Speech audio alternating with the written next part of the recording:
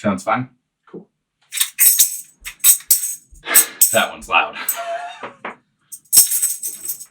All right. She's going to make a tight smile at you. And I'm going to say, price for drinks on the wall, and find a seat if you can. How dare you? Do you know who I am? I am the great Bard.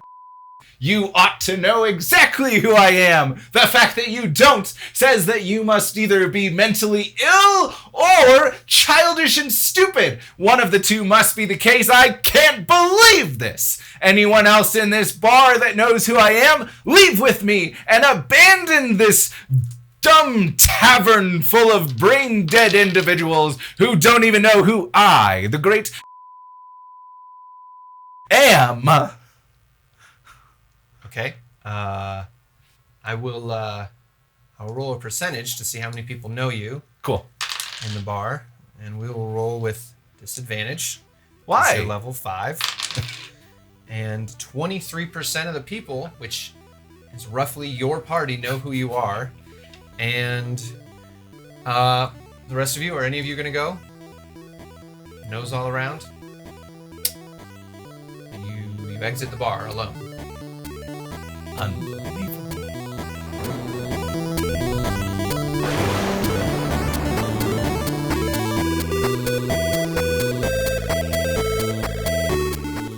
Narcissistic. Or just a bard.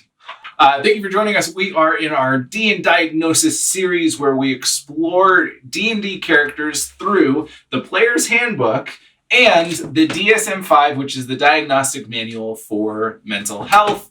This is not to place judgment on anybody. This is not to diagnose anybody. This is not to be discriminatory or mock or anything like this. This is simply a thought experiment. This is to offer a place for understanding, adding context to behavior, learning empathy, and also just kind of just having fun. Yeah.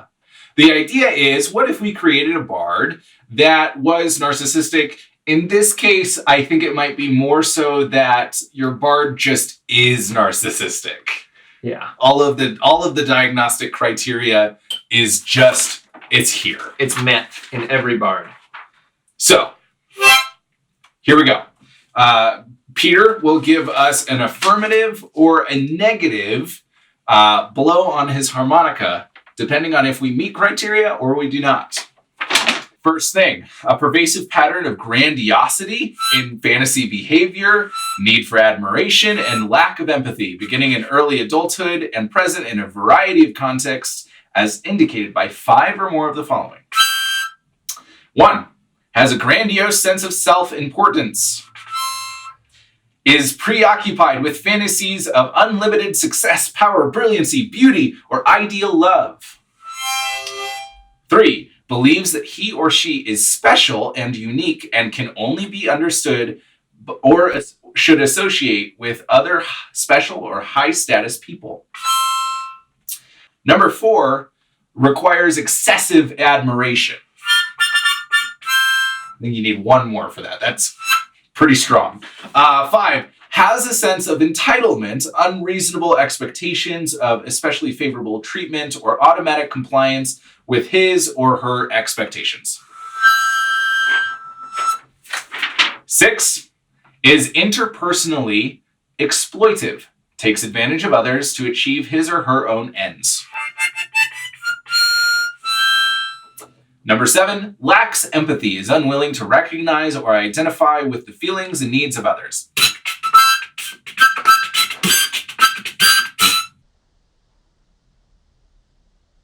Is that a positive or a negative? It's positive. Okay. I think that one fits. High pitch is positive. This. Okay, no. Oh, that's a no. Okay. I feel like this one's very middle of the road. Like, it could happen. This one? Okay. Yeah. Is often envious of others or believes that others are envious of him or her. Shows arrogant or haughty behaviors and attitudes. Oof. Oof. Definitely peaked on that one.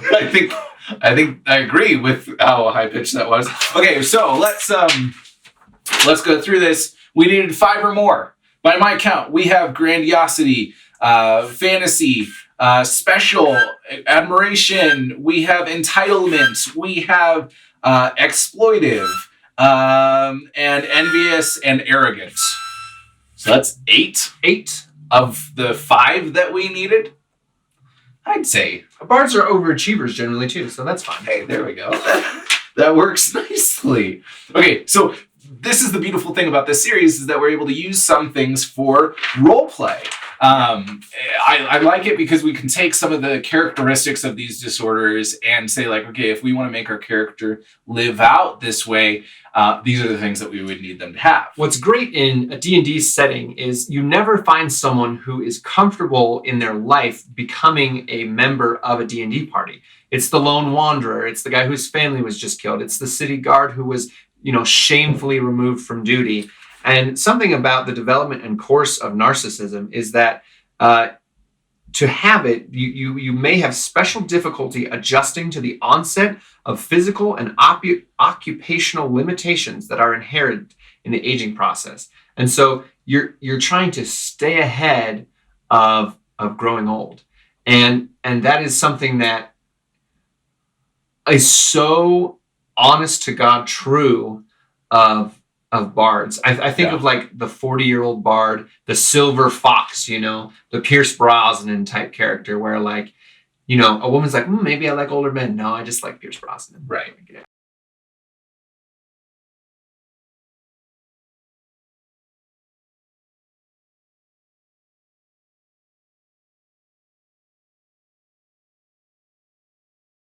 And like how much of it is immortalizing yourself through song or through stories or telling legends of yourself. One thing that in the criteria, yeah, right. One of the diagnostic features is they may expect their arrival to be greeted with great fanfare and are astonished if others do not covet their possessions. They may be consistently fishing for compliments, often with great charm. Imagine creating a bard where they walk into a room and you say, I'm just going to go with Quoth, because why not? Right. I am Quoth. And everybody's like, good for you. Being so offended and be like, oh, how dare you? They would know who I was by the time I had left. So I pulled out my lute and I played better than anyone in the world and I cast a spell on them and now that spell will travel the world forever because of the music that I used. And if you watch the Warlock episode, I think that there could be some room for reference in the Bard as well. Of I walk into the room and yes, of course, everybody just looks at me. I am the center of the universe. Mm-hmm. I think that it makes for a really interesting character choice. I would love to see someone out there get with their DM before your game starts and have your bard actually be like God has lost his memory and is stuck in a mortal form. And so this bard's grandiose beliefs that he's the center of the universe is absolutely and completely true. And everyone hates him. And then at the end, he figures out he's actually God. That'd be fun. Do that. Put that in the same episode as the Warlock, who is nothing about him is real. Who he believes that God is blessing him, and he's actually just insane. It's perfect. But he's friends with God. Love it. Love it. That's the point of these episodes. Eat your heart out, Dalinar Kholin. Individuals with narcissistic personality disorder believe that they are superior, special, or unique, and expect others to recognize them as such.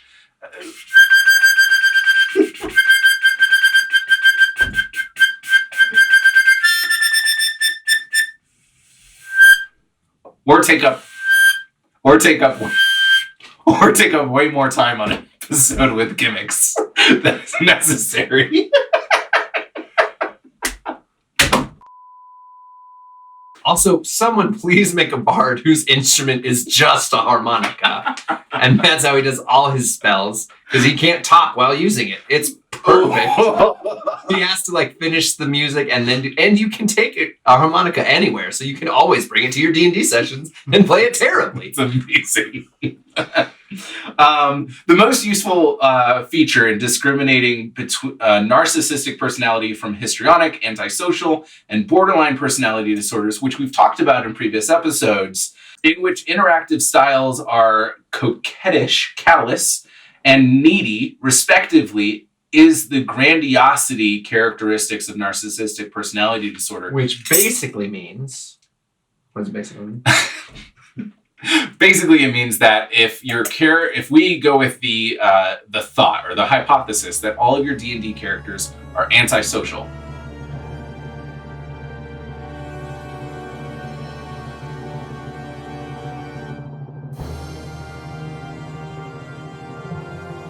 would be the sense of grandiosity. And so this is one of those situations where your D&D character may be a sociopath, but if they're a bard, they're not a sociopath, they're narcissistic. Right. It turns into a different diagnosis because of the grandiosity. And if you have, Lord help us, if you could make a bard that wasn't grandiose, it wouldn't be fun, I don't think. You're losing all the fun parts of being a bard. And although that would be a challenge if you're an experienced bard player, I'd love to see you try. Yeah, and if you've ever done it, let us know how you did it. Yeah. But I think that's some of the draw of playing a bard is, like we've mentioned before, personality disorders are just the extreme version of a personality. And so in fantasy, we get the opportunity to play the extreme version of the part of us that really likes being the center of attention and likes being seen and admired. And, oh, aren't we the best? And you're never wrong. Right? And you're never wrong. And if you are wrong, you're just wrong about being wrong. Like, that's the fun of being a bard. And one thing that I like about them that fits within this diagnostic criteria as well is telling stories about your life that are far beyond. And so maybe even come up with like the most boring backstory ever. Just so like so gray, so taupe, so normal. No curves, no edges. No reason this person should be an adventurer. Right. And then everything you tell the world around you is false. And it's just making it so extreme. And so maybe you grew up in a farm with 2 parents, a sister, and there was like several cows. And you talk about how you actually grew up in a palace with thousands of people serving you. And your mother and father were the king of their land. And on the property were these dragons that would just feed off of the land for you. And you get these names that you pull and you talk to your DM and you set it up. And then your DM is smart and he's crafty and he is brilliant. And so what he or she does is they take everything you said and you say, these things all actually happened and you took credit for them. And so now the bounty on your head is 1 million platinum pieces and you're innocent, but no one believes you because you've been telling stories about it for months. So cool. All right. So cool. That's what we want to see. So where did my paper go? So something about narcissism is although a narcissist may not feel the ability to show it outwardly, criticism haunts these individuals and may leave them feeling humiliated, degraded, hollow, and empty. They may react with disdain, rage, or defiant counterattack. I've heard 5 words in there that interest me. One is haunted by.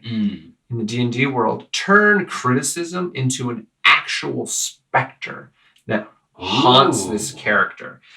Take something like, so they're them feeling humiliated, degraded, hollow, and empty. Take something from them physically, take their soul or something, and have it be hidden somewhere. Take that. And then my last ones here, disdain, rage, and defiant counterattack. Now, a bard who multi-classes into a guitar axe-wielding barbarian because of his rage that he feels because people have criticized his music so much. And only sings metal songs. Only sings a metal bard that's a multi-class barbarian, please. And then defiant counterattack. I'd love to see a bard that fully transitions into being a wizard because everyone has said so many disdainful things. He can't play music anymore. Like Older Kvoth in The Name of the Wind, he can't play music anymore for some reason. And he uses counterspell a lot. That defiant counterattack is just part of his character. So take one of those and use that to make your bard different than what we're used to seeing. And I really like the idea of being haunted. I like your specter idea. And also just if a party member or an NPC says something negative or disbelieves the story, have it be what we talked about with the barbarian of the reaction is far greater than the situation warrants. Do the same thing, but nobody can really tell. So the bard just takes it and laughs it away. But that night they're creating a moment of that individual and stabbing it and just seething over this thought. And maybe nobody ever sees that. Or the specter becomes something that another party member glimpses when they use detect evil or detect undead or something. And or the warlock just always sees it. The warlock always sees it and never says anything because it doesn't matter to him. Because there's always that one warlock, right? and turn that into an opportunity of growth. Imagine your bard is so dark for so long, classic, Edgar Allan Poe type character. And then, they just, turn into the Kvoth, to use that example again, or the happy, a Bob Ross bard. Once that specter's defeated, that'd be fun to see. There's also this concept of duality that I think is really interesting in superheroes and in D&D characters. This is aspect of we have a true inner self and then we have our outer self which we show to the world. And maybe your bard outwardly is showing these narcissistic traits and maybe that does speak to their inner self, but their inner self is really dark and gloomy and upset and sad.